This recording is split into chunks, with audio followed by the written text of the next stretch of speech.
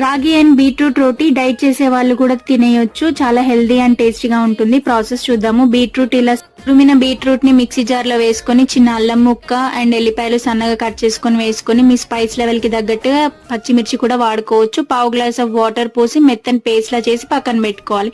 ఇప్పుడు ఒక ప్లేట్ లో రాగి పిండి, ఒక ఫుల్ బౌల్ ఆఫ్ రాగి పిండి తీసుకొని రుచికి సరిపడా కారం, ఉప్పు, ధనియాల పొడి, కొత్తిమీర, కరివేపాకు చాప్ చేసినవి, కసూరి మేతి వేసుకొని బీట్రూట్ మిక్చర్ కూడా వేసుకొని వాటర్ ఏం యూజ్ చేయకుండా బీట్రూట్ మిక్చర్ తోనే మొత్తం అంతా పిండిని మంచిగా ఇలా కలుపుకోవాలి.